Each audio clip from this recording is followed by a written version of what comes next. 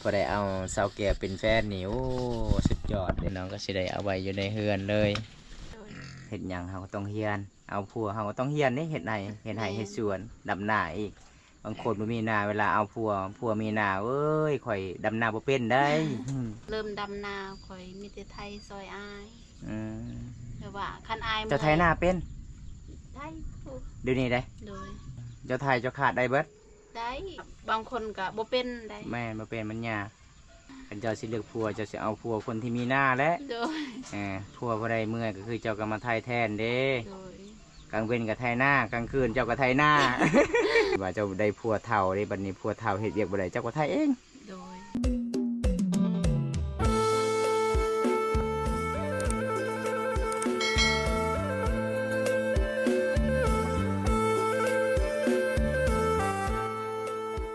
สบายดีผู้สาวคนงาม สบายดี ป่าสิล้างถ้วยเฮ็ดงานดองเจ้าบ่ เฮ็ดหยังอันนี้นะสิเกียมไว้ โดย เวลากินข้าวกินน้ำก็คือสบายเนาะบ่ได้ล้างทุกคนมีตักอย่างเดียวเลยได้อันนี้คือวิถีชีวิตสาวแก้วในบรรยากาศยามแลงมื้อนี้บอมตาก็สิได้อัปเดตวิถีชีวิตน้องสาวเพิ่นให้เวียกเฮ็ดงานอยู่เฮือนอยู่ศาลได้จะกินอิหยังคือข่าวแท้ตัวเจ้านะกินปลากระป๋อง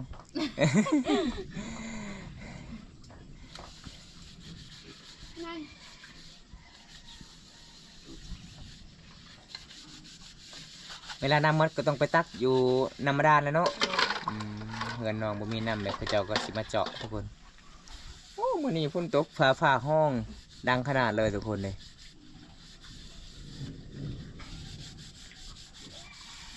พอได้เอาสาวแก่เป็นแฟนนี่โอ้สุดยอดเลยพี่น้องขยันเลยเป็นสาวขยันในหมู่บ้านขนาดเพิ่นกับบริษัทพอทุ่งได้ใส่แต่ทรงขาสันงามเลย ขนาดบริษัทก็แบ่งยังได้งามในธรรมศาสตร์งามตั้งแต่เกิดเก้าอี้ของเพิ่นกับมันเป็นธรรมดาเลยถามไม่นั้นหักตกเลยทุกคนเห็นบ่อสารของเพิ่นนี่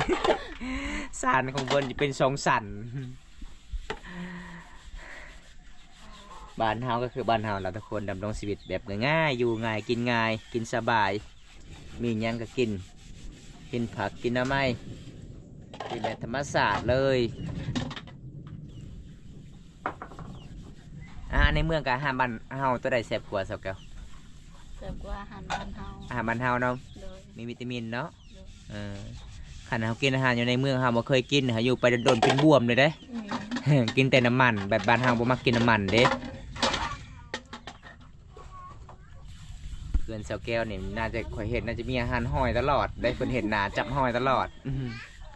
เวลาดำนานี่เอาหอยมือสารตอนแรกก็เห็นแล้วเนาะหอยเอเมจะมาแต่นาเด้ แม่น เมื่อนั้นบอมตาไปยิมไปยามน้องก็สิมาพากหอยอีกให้บอมตามือเหือนโอ้ใจดีเลยทุกคน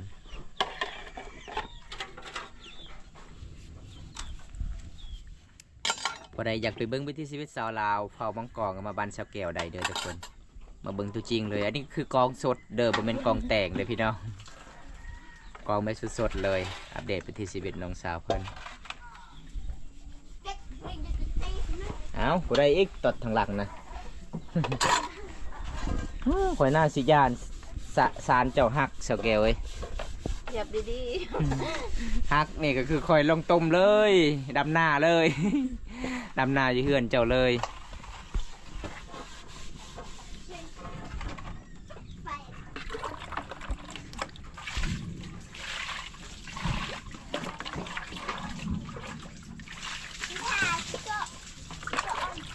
ยังไปพามาเด้อโอ้ร้านเจ้าก็ใจดีเนาะเอาซอยเนาะลูกเจ้าเนาะ ๆโดย เวลาเจ้าเฮ็ดเวียกเฮ็ดงานคันร้านคนอื่นนี่เห็นเจ้าเฮ็ดเวียกเฮ็ดงานโอ้ยแล้วแต่ลูกเจ้าเลยคอยมีที่จะไปก็ไปได้เกินว่าแต่ร้านของสาวแก้วนี่ใจดีแห่งทุกคน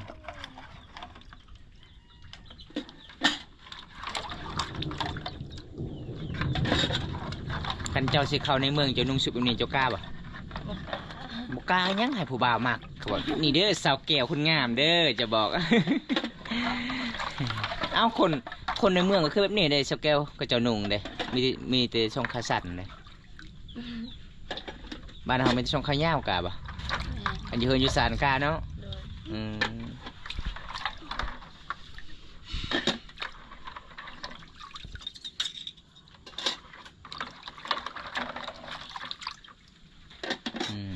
คน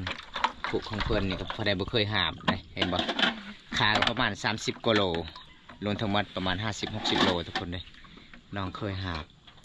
ตักน้ำดำลงสิเบ็ดช่วยเบียกไอ้พลอยเมบรรยากาศยามแรงๆนี่ล่ะทุกคนเลยสาวลาวพามังกรทุกคนอยู่เฮือนอยู่ซานขยันได้ตำเป็นชาวโสดได้หลังจากเอาผัวแล้วก็คือเฮ็ดเวียกเฮ็ดงานหนักกว่านี้ทุกคนล้างตีนเลย แล้วก็อาบน้ำเลยเนาะ แล้วเหรอวะแล้วเลยทุกคนน้องก็สิได้เอาไว้อยู่ในเฮือนเลยเอาบุญตาก็สิได้ตามติดวิถีชีวิตน้องสาวเพิ่นก่อน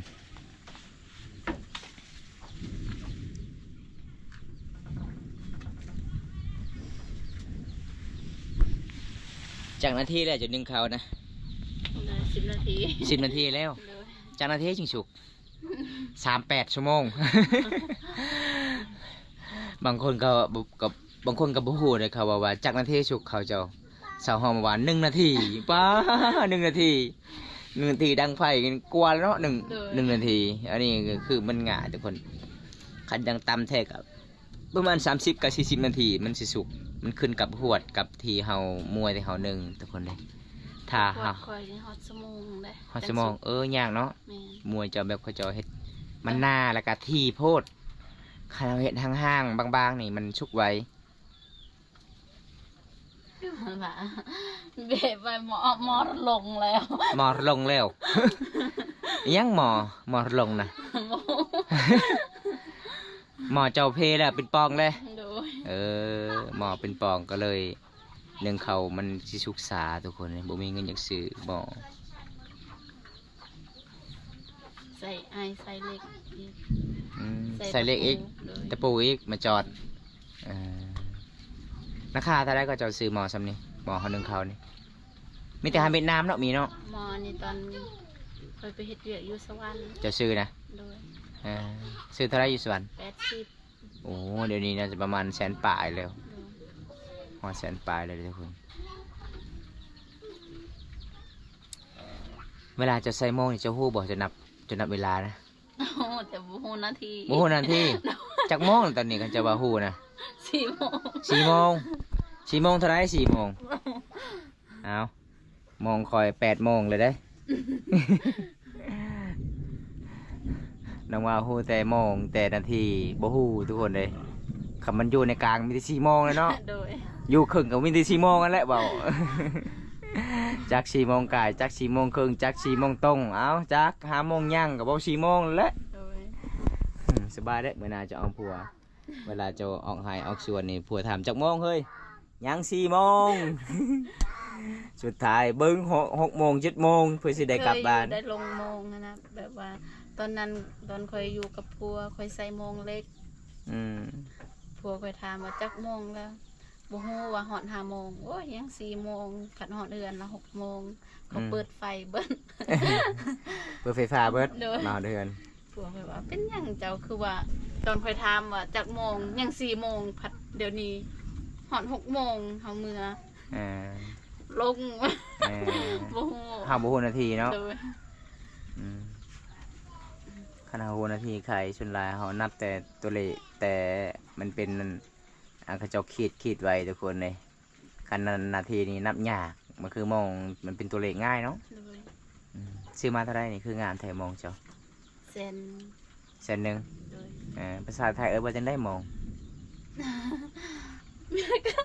ฮะอเมริกา ได้ภาษาไทยมองนี่บ่ฮู้บ่ โดย คิดว่าจะฮู้ภาษาไทยนาฬิกาเขานี่บ่แม่นอเมริกาเด้ ก็ได้อเมริกาบ่ถึกแล้วบ่ได้อเมริกาพุ่นแหละ เอาน้องก็ยังเว้าไทยบ่ถึกทุกคนเลย นั่นแหละเพราะว่าคันเวลาคนไทยโทรก็คันอยู่ผู้เดียวก็ บ่ไปมั่วเลย โดย บ่ได้ก็ถึกก็ฮู้ผู้เดียวแล้วเนาะ แบบบางคนตอนนั้นคนไทยโทรว่า เฮ็ดหยังอยู่โอ้ยไปนั่งเล่นเนาะ แบบคันลาวโทรหาน่ะคอยเว้าได้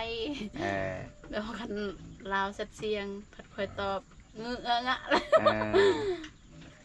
ว่าบ่เป็นนี่ จนลาทามอ่ะเป็นหยังคันโทน่ะจะเว้าซัด อ่า คันสัดเสียงน่ะก็เว้าบ่ค่อยซัด อ่า บ่ฮู้น้ำเสียง เอ เนาะ อพังบ่ค่อยแจง โดย แล้วก็เฮาตอบจักสิตอบในใดเนาะ แม่นแบบว่าคันเขาเซตแล้วก็เขาส่งเสียงแบบ มันแจง ฮอด บ่แจงบ่ บ่ฮอด1 นาทีแบบใครแน่นี่ โดน ดนจนฟัง โอ้จนฟังจนเมื่อย โดย จนลืมสิตอบคืน บางมือก็คันเขาตอบฮอดสมองค่อยก็จ้าสำนี้แหละตอบแบบว่าจักเขาเว้าอีหยังแน่ เฮานั้น บงทีก็ลืม จำบ่ได้เนาะมันโดนเด้เว้าโดนทุกคน ข้อยก็เลยตอบว่าจ้าซื่อ จ่าภาษามังกรไปว่าจังได๋จ่า ๆเออ เออว่ามันจะโดยบ่ว่ามันกินบ่ จะดอยเพันจะดอย เออ ภาษาลาวเอิ้นโดยเนาะ โดย ภาษาไทยเอิ้นจ่า จะดอย อืมเอาน้องก็สิได้เรียนภาษาไทยนี่เด้อทุกคนเลย กันบ่ได้เรียนก็บ่ได้ฮู้เนาะ โดย เฮ็ดหยังเฮาก็ต้องเรียน เอาผัวเฮาก็ต้องเรียนนี่เฮ็ดไร่เฮ็ดไร่เฮ็ดสวนดำนาอีก บางคนบ่มีนาเวลาเอาผัวมีนาเอ้ยข่อยดำนาบ่เป็นได้ ก็บ่อยากเฮ็ดได้โอ้มันบ่ได้ทุกคนเฮาต้องเรียนในดำนา มันก็ง่ายอยู่ทุกคนเลย แบบค่อยตอนนั้นก็บ่เคยดำแบบว่าคันเริ่มดำนาค่อยมีแต่ไทยซอยอาย อืม แบบว่าคันอาย เจ้าไทยนาเป็น ได้อยู่ เดี๋ยวนี้ได้ โดย โอ้ คันอายเมื่อยก็ค่อยไทยแทน เออเจ้าไทยเจ้าขาดได้เบิด ได้ โอ้ทุกค แต่ น ว่า ดำน่ะบ่เป็น บ่ไหว โดย ยังไปเบิ่งสาวแก้วไทยหน้าเด้อพี่น้องบันไดหัวโพนบอกโลดหน้าผู้ใดมีหัวโพนเพิ่นตำเบิดไทยเบิด เก่งเนาะเจ้าเฮียนได้จักปีคือเจ้าไทยหน้าเป็น แบบปีกายแบบบ่แม่นว่าตอนค่อยอยู่น้ำพัวแบบ ยังอยู่นำพ่อแม่ โดยแล้วก็อายค่อยสอน อืม มือเดียวเราสอนค่อยก็ไทยเป็น อืม ตอนทำอิฐค่อยว่าสิเฮียนขาดซื่อๆแต่ว่าอายค่อยว่าโอ้ยไทยบางคนก็บ่เป็นได้ แม่นบ่เป็นมันยากเพื่อสิกรรมเลียวเนาะ โดย ไปทางขวากรรมเลียวซ้ายเรียบร้อยแล้ว แต่เดี๋ยวนี้ก็ได้แหละ ได้ อ้าว พอไทยอยู่ คันเจ้าสิเลือกผัวเจ้าสิเอาผัวคนที่มีหน้าและ โดย ผัวบ่ได้เมื่อยก็คือเจ้าก็มาไทยแทนเด้ โดย กลางเว้นกับไทยหน้ากลางคืนเจ้ากับไทยหน้า ไทยหน้าไว้ได้เบิดเด้อเด้อเพิ่นเด้สาวแก้วนี่โอ้สุดยอดเด้คันเวลากลางคืนนี่เอาไปใส่เงี่ยงโลด ไทยขาดใด โอ้พี่น้องคนนี้เก่งเลยทุกคนสู้ชีวิตเพิ่นก็เห็นอายเพิ่นเฮ็ดเวียกเฮ็ดงานคนเดียวเมื่อยน้องก็สิได้เรียนไทยหน้าจนฮอดซุมื้อนี้ก็สบายเนาะเฮาเนาะ คันอายเท่าเจ้าสมมติว่าเจ้าได้พัวเท่าได้บัดนี้พัวเท่าเฮ็ดเวียกบ่ได้เจ้าก็ไทยเอง โดย ไทยเองขาดเองดำนา มีแต่จักเสียหญ้าข่อยบ่เป็น บ่เป็น แม่น อืม แต่ว่าอายข่อยสอนอยู่แต่ว่าข่อยบ่กล้าแบบ เออ ย่านแน่ แม่นคันมันหลุดดามที่เฮาตัดมันขาดตีน แบ เล บ ยเด้ บางคนขนาดคนเคยจับก็ยัง ยังยาน เลย ยังอันตราย ข่อยก็เลยย่าน แต่ว่าเอื้อยไผข่อยน่ะได้อยู่ เอ้ยไผเจ้านี่ โดย โอ้คำพอได้ไทยนาเป็นกับขาดจับรถไทยนี่กามใหญ่เด้อเขาเว้าได้ ไปชมมวยก็ได้แล้วสาวแก้วนี่ จับรถตลอดเลยทุกคน ตอนทำอิฐข่อยเฮียนไทย แบบบ่แม่นว่าข่อยไทยไปเอาฟืนแล้วก็ เอาพื้นได้ แก้พื้นนะ อายค่อยก็ไปนำแบบให้ค่อยเฮียนแก โดย ตอนทำอิฐแหละค่อยบ่ฮู้ใส่เลขค่อยก็ ใส่เหล็กยังใส่เหล็กว่างเหล็กชามเลย จนตกแต่รถ เวลาใส่นี่เร่งแห้ง โดย อืม แล้วก็ถือกรถไทย เจ็บเบิด อืม อายเพราะว่าโอ้บ่เป็นก็ยังอยากขับ แต่เจ้าก็ยังไม่ยอมบ่ยาน โดยบ่ยาน เออ สู้ต่อก็ สู้ต่อจนเป็นเนาะสมือนี้เนาะ โดย โอ้สุดยอดนายท่ามเด้อจะว่าไทยหน้าเป็นขาดเป็น เวลาจะไทยหน้าจะใช้เหล็กยัง เล็กนึง เหล็กนึง โดย เวลาขาดเด้ แบบอายซอนตลอดหั้น เล นะ ขยังเวลาขายเลข3เลย บ่เลขสอง เลข โดย 2เล็งค่อย นี่ ๆให้สิผ่านเลข3เรียบร้อยเนาะขันหน้าเบิดเลยเด้ อยู่บ่ได้เด้อ อยู่บ่ได้แล้วไปสิไล่ทันเลข3เอาสุดยอดเลยทุกคนขนาดบอมตาเป็นผู้ชายก็คือยอมหับเลยทุกคนน้องเก่งเลยดำนาไถนาดำนานี่ยอมเพิ่นว่าบ่ไหวดำได้อยู่แต่บ่ไหวเนาะ โดย แต่ขาดกับไถนานี่เอามือหนึงระดับ10 ตาได้จึงน้องสาวเพิ่นพักเลยทุกคนเลย หน้าเจ้ามีจักตา บ่ฮอดตา บ่ฮอดตา โดย มีจักให้ซะบ่ฮอดตา 3ให้ สามให้ แต่ว่ามีแต่ให้ใหญ่ ให้ใหญ่ ๆโดย ๆ3ให้มี3ตาเพิ่นเนาะ โดย ชื่ออะไรบ่บัดนี้ จือ 3ให้คือ3ตานี่แหละทุกคนเลยน้องก็ยังบ่ฮู้ปานใดคันกันเฮาถามคันสิถามเรื่องมักใหม่ก็ยังบ่ฮู้เนาะสิตอบเนาะ โดย ผู้ที่มักสิดากับมักหนาวนั่นแหละ เอาตอนนี้น้องสาวเพิ่นก็สิได้เล่าวิถีชีวิตน้องเฮ็ดเวียกเฮ็ดงานเก่งทุกคนน้องสู้ชีวิตรถไถนาก็เป็นขาดก็เป็นบ่ได้เอาเพิ่นนี่เขาดองเกียมหลายๆเลยเด้เบิ่งตัวนี้น้องก็จะได้เกียมเห็นบ่นึ่งข้าวอีกยามแรงๆขนาดน้องบ่ได้ทากระแปรงทุกคนงามไม่ธรรมชาติเลยเด้ แบบยังบ่มี อืม บ่มีกระเพงสิทา มีกระแปรงสิทาเนาะอืมบ่มีกระแปร แต่ ง ว่าได้เงินแล้วก็อยากซื้อเครื่องให้ลูกแน่ อืม แล้วก็ซื้อเพิด เรามีกระแปรงมันก็ข้าวแล้วเฮาอยู่บ้านนอก โดย อืมแต่บ่ต้องตักแดดเด้ อยากซื้อกระแปงแต่ว่ายันเสียเงิน ยันบ่ได้ข่าว ยังบ่ได้ข้าวยังมีคนมักอีก โดย เสียเงินละลาเนาะ แม่ เออเอาเป็นว่าอยากซื้อกระแปรงอยู่ยังบ่ได้ข่าวยังบ่มีคนมักก็คือเก่า โด เอย อเอางานเป็นธรรมศาสตร์เลยถ้าถ้ามีคนมักก็ให้พัวซื้ออีกต่อไปนะให้งามเด้แต่ง คัน ตัว อยากได้เมียงามก็ซื้อ ให้เมียส่งเสริมส่งนั่นได้ก็เอิญทุกคนบางตากับพูดกันส่งเสริมบอกก็เอิญบ่เสริมช่วยโอ้ย ให้เมียเสริมช่วยก็คือซื้อไห้โลดทุกคนทากระแปรงหยังต่างๆด้วยเมื่อนี้ก็น้องก็บ่ได้ทาอหย่างนี้ทุกคนงานแบบธรรมศาสตร์เลยเด้ตั้งแต่เขาเกิดมา สิ เขา ทานแปลงเฮ็ดหยังแบบว่าวินหัวอยู่มีแต่ได้ยินแปลงแล้วก็คิว คิวเนาะ โดย โอ้เอ้าจะหน่อยจะมีผัวจะหน่อยผัวอยู่ไกลๆโอ้ยคิวผัวโอ้ยเขาอยู่บ่ได้แล้ว กล้าบอกว่าผัวนั่นบ่ กล้าและคันอยู่นำกันนะ เช่นว่าผัวมาแต่งานดองได้กินเหล้ากินเบียร์บัดนี้ โดย อยู่กับเจ้าไกลๆโอ้ยสิบ่าโอ้ยคิวบ่ได้นอนห้องต่างหาก เออ เมื่อบ้านจะ